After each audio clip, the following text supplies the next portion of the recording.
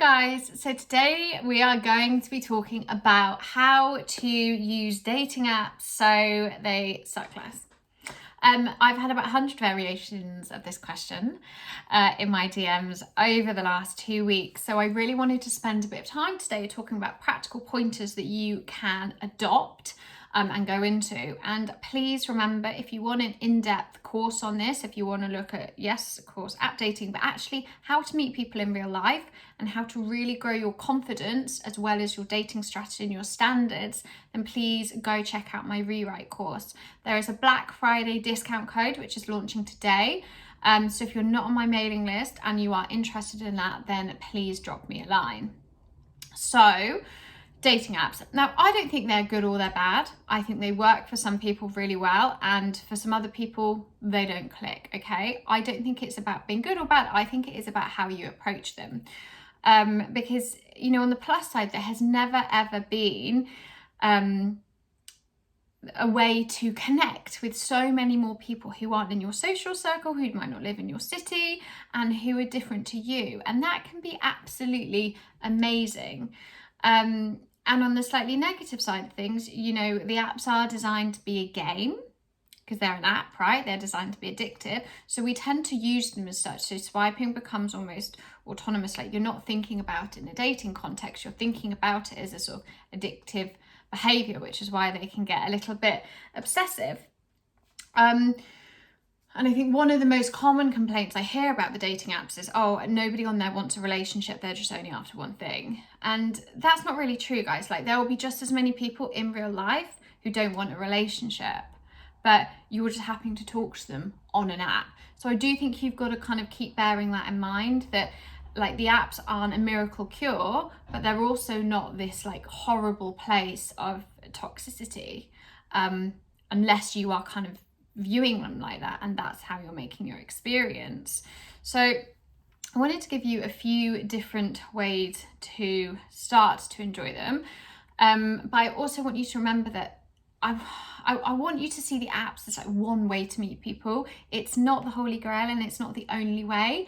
If you don't want to use the apps because they make you miserable, don't use them, because you won't have a nice time, but you also won't give people a chance on there. So what is the point? You're not really keeping yourself open, because your whole mindset towards dating will be very, very negative. So if you don't want to use the apps, then why don't you take meeting somebody in real life more seriously? Because that actually requires just as much effort, probably more, and requires a bit of bravery, because you will have to go and start conversations. You will have to be asked to be set up.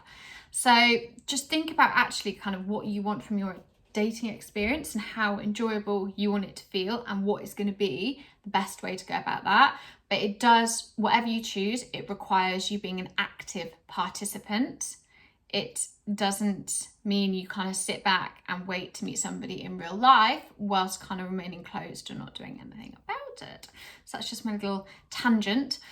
But first point of how to enjoy them more. Okay, so the first thing I want you to do is you need to change your mindset, and you need to change how you swipe.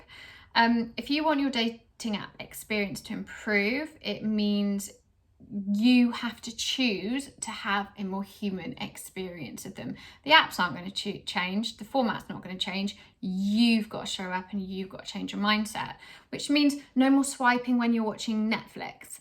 It means no more forgetting to reply. No more, you know, assuming that the other person has to make all the conversation and sweep you off your feet in a really funny, charming way. You're just as culpable. You know, you have to actually remember there is the other person at the side of the screen. And I think we forget that. We kind of, you know, lose that bit. So before you go on, I want you to actually take a little breath, take a break, tell yourself that you're excited to see who's on there, and then do it with intention. Really read profiles, really look at who's on there. Which brings me on to my second point, is you need to be looking for reasons to say yes to people. So sometimes the clients, I'll sit there on Zoom and they'll be swiping. I'll say, why did you say no to him? Why did you say yes to her? Like, why? What are you assuming there? What judgments are you making? Because we all do kind of get judgy on, you know, and the apps are a great way to kind of quantify is it quantify or qualify people, where, you know, it's okay, he's not as tall as his friends, or she's not as good looking, or, oh, they don't look like they've got a great job, or, oh no, they're really arty, I wouldn't suit them. You know, like whatever assumptions and judgments you're making based on somebody's pictures, I want you to kind of try and leave that at the door and really think about, if they were to come up to you in a bar, or you were to meet them through a friend of a friend and they were really funny and charming, would you say yes? So that's kind of what we need to be getting into the mindset and the approach of.